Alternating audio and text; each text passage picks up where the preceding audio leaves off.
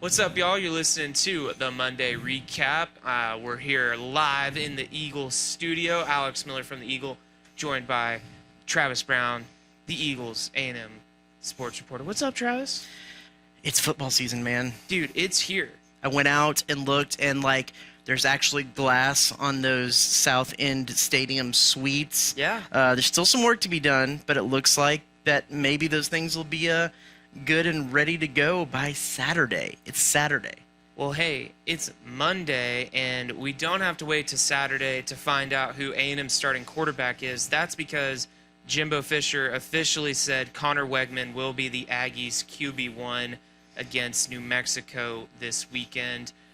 If people had been following along, they probably shouldn't be too surprised. That's kind of what we thought was going to happen, but Jimbo made it official today. Yeah, I think that from everything that Connor Wegman was able to do at the end of the season last year, including that big LSU win to cap off the season, I think most people would be surprised if Connor Wegman wasn't the guy to go out there and take the field against New Mexico. But as has been the case really the last two seasons for A&M, whether it be for injury or for not necessarily great play, they've had to go through some quarterbacks. And so you don't wish injury or hope injury on anyone, and you want to see some of the young guys are successful. But you never know what's going to happen this season. That being said, Connor Wegman is by far going to be the guy for the future. The lead of the story I'm working on that'll be in the paper tomorrow is the fact that you go back to that 2022 signing day, or really it was December of 2021, right. When asked about Connor Wegman, Jimbo Fisher said he's my guy. He's been my guy. He's always going to be my guy, and he was my guy. And that was kind of in the ambiguous cloud of, well, Quinn Ewers had been available a couple months earlier for transfer, and he ended up going to Texas, not saying that A&M were ever really involved with that, but he would have been an option. Kublek, the kid at Klubnik, from Westlake out at Clemson, had A&M in his top five. Three-time state champion.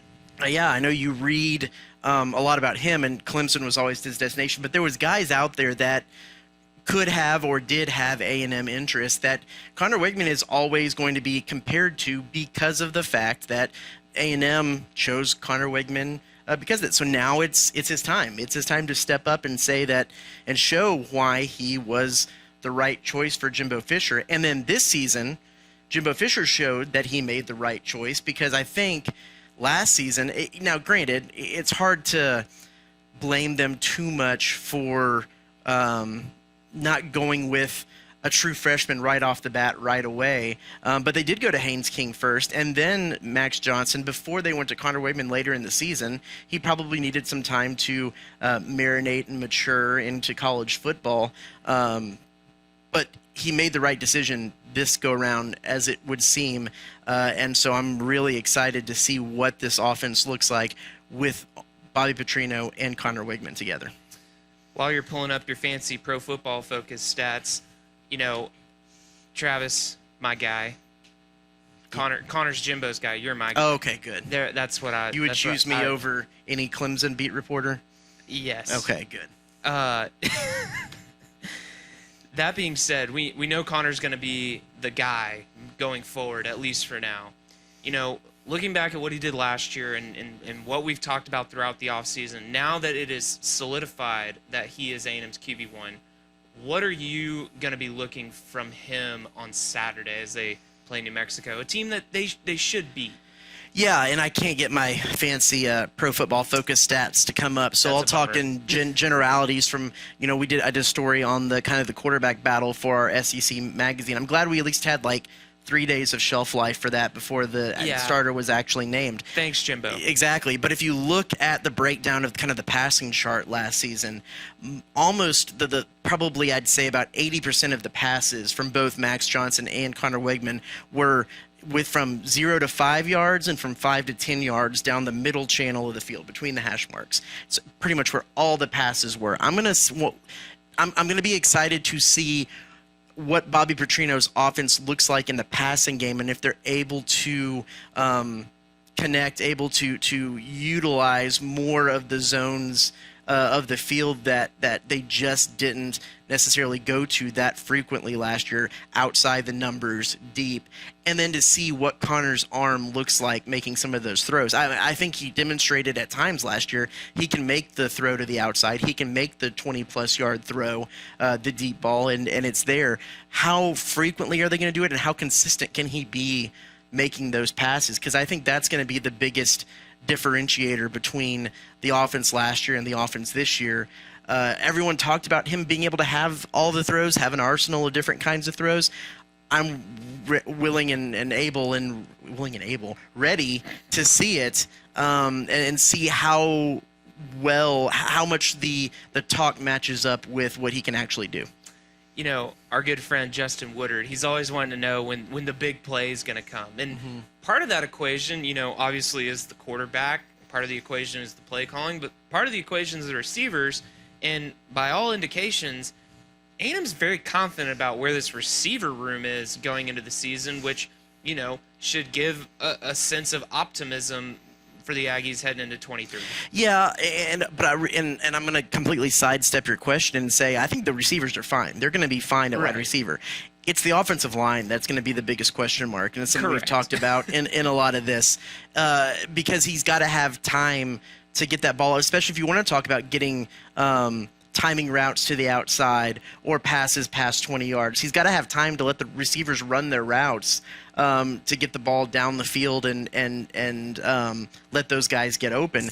That falls completely on the offensive line. It to me, and you were in the press conference yourself, we kind of tried to follow up with some questions because he was asked about what that offensive line starting five is going to look like, and he was a little wishy-washy on who the exact guys might be, but mentioned some name, whether Chase Besantis is going to be a part of that starting five, or if he's, as Jimbo Fisher put it, in the mix, which means are they going to rotate some guys in? It's New Mexico. It's the first game of the season. You'll probably expect to see some different guys on some different series, but if it's serious that he's going to be in there, is Layden Robinson fully ready? It doesn't sound. He said there's no real injuries, but he also kind of said that they're still easing Layden Robinson in there. Talking about Fothery? Excuse me, Reuben Fothery, not Layden Robinson. Thank you, Reuben Fothery. If they're going to ease him back, and then Layden Robinson should be good to go and and be in there. Trey Zune should be another guy who's slotted in there and fine. Bryce Foster. I almost said Foster Sawyer, who was an old TCU quarterback. My brain is somewhere else today. Bryce Foster, the A&M center, he missed a little bit of last week with some bumps and bruises and whatnot. Is he going to be ready to go? Because Jimbo Fisher kind of said he was, but then also said that they're working him back in, and Nobu could be an option there. Remington Strickland could be an option there. I'm going to be curious how set that starting five for the offensive line is going to be, or if they're still trying some stuff out, trying some combinations out. And don't get me wrong, this isn't a 2017, they don't really know if they have anybody, so they're going to do line changes and try to fit something that works. I do actually sense that they feel like they have some dudes here on the offensive line, but just what is the right combination, right guys? Demetrius Crownover, another guy that he keeps bringing up. Jimbo has been very high on Demetrius Crownover the last few weeks, so one would think that he has been doing well in practice. You know, just reading the tea leaves and from what Jimbo's saying, I don't think there's any question that Trey Zune is going to be the left tackle. I think that is pretty set in stone. I'm pretty certain Layden Robinson is going to be at one of the two guard positions. Which one? Not 100%. I think Besantis probably gets the start at right tackle, but there's probably a decent rotation between him and Crownover and possibly even Fothery. Now, you're right. It's New Mexico. I wouldn't be surprised if he's not 100%. There's no reason to risk re-aggravating any kind of injury against a team that you are expected to beat.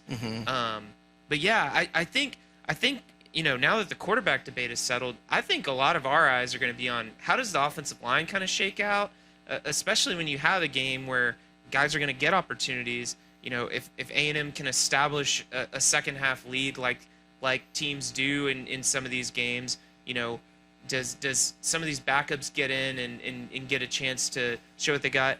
Not to mention too, you know, running back by committee is going to be a big deal. I'm curious to see which one of those guys emerges as a good pass blocker, because with all due respect, last year A&M didn't really have necessarily the best backfield blocking when it came to pass pro at the running back position. Yeah. They didn't do a good job there. I think big part of that is Ernest Crownover going to come in, Demetrius, his brother, and probably play a decent amount of fullback depending on the package and the set. And he's a guy that can provide some blocking in there and helping to do that. The other interesting thing too, last year we heard a lot. We didn't hear a lot about Noah Thomas, but he did come in. But pretty much when he came in, you knew that they were going to be running the ball because he was a pretty decent run blocker on the outside and could kind of seal some holes, especially when they ran to the outside. Be interesting to see how much he is still utilized into that in the running game, because he also will be a huge part of the passing game this year, whereas it wasn't necessarily the case as much last year. So, the run blocking from guys other than the offensive line will be interesting, and how they're going to utilize the tight ends, whether they're going to you got to think Max Wright is going to be your blocking tight end as he's been in the past. If they do 2 tight end sets, is it going to be Jake Johnson? Is it going to be the big Swede, Theo Olstrom? Thor. They have some options there at tight end. So I don't know. I think really what we're trying to get at here is I can't remember a time, especially since Jimbo's been here, where it's been a question of, well, who are they going to go with? Because they have some pretty good options at all of these places. The depth is there more so this year than any year that I can remember. I don't know. What do you think? In the past, it's always there seems to be one position group that you're like, I don't know, man. Like, they're going to have to figure something out, but I don't know what they're going to do. And this year, it's like, I don't know what they're going to do because they have the depth. One of those positions that you kind of could think about that a little bit coming in was linebacker, and he addressed that a little bit today. Yeah, and Torian York is a guy that we have heard about, and actually a guy I got to watch last year when College Station played Temple. Guy that came on late, was committed to Baylor for a long time, signed with A&M, flipped his commitment just before signing day, and has just shown up and shown out. The reality is it wouldn't be surprising to see him trot onto the field with the ones on Saturday afternoon. And, Damani Richardson had high praise for him. Jimbo's had high praise for him. And so, when you think about true freshmen, we talk about Basantis likely starting. I think Torian York is a guy that is going to get some significant snaps. Now, wouldn't be surprised to see some rotation with him and Chris Russell. And then another guy to look at, and we've talked about him before too, which we didn't. There wasn't a mention of him today in the press conference, but Javon Thomas at cornerback. If you're looking at what true freshmen might get some significant snaps, those seem to be the 3, along with probably Ruben Owens at running back. Here's the thing: when you talk about when we heard from Bobby Petrino a couple weeks ago, when we kind of had local media day. That stood out to me, that when you kind of going back to your question of what am I looking for from Connor Wegman, it's what I'm looking for a little bit for the whole offense. I think in years past, at least the narrative on Jimbo's offense was Jimbo had his offense and he was trying to find quarterbacks that could learn, play, and adapt to his offense. The offense is what was rigid. The quarterback needed to be flexible. I think from what we were hearing from Bobby Petrino, it's the fact that, he has his own philosophies on offense, but they're going to tailor the offense. They're going to tailor the play calling to the weapons that they have, to the players that they have, where it's the system that's going to be a little bit more malleable to the player, not the player needing to be malleable to the system. And I think that to see how, knowing some of the strength of these players for Connor Wegman, for the speed that they should have at wide receiver, for the question marks maybe that they have at offensive line. I know we haven't got to see it a whole lot. And question marks not necessarily in a bad way at running back, but just kind of who the guy is going to be and how they're going to be used. If it's play calling that caters to those strengths and questions, or if it's a little bit more like it was, where it seems like guys are having to kind of at some points be square pegs and round holes, and try to adapt to a system, not have the system adapt to them. I want you to know, malleable is one of my favorite SAT words, and you used it twice. Well, good. But, you know, You learn something new on the podcast every week. here's the other thing, too, Travis, is that I feel like back in the spring, we talked about just the exodus of players that A&M had for the transfer portal and how they were going to replenish those guys and get their scholarship numbers back up. It's kind of crazy that we're talking about how much depth we think A&M has at these different spots. Not only that, but like quality depth. And, you know, think back to last year, just the uncanny amount of injuries. I mean, I can't imagine that A&M would have to deal with that amount of guys sidelined again, but I mean, it just goes to show you always got to be ready. To that point, I think that this coaching staff, especially in the last few years, has been one who has liked to play injuries close to the vest. We've known some guys have been a little bit banged up during spring, summer, fall.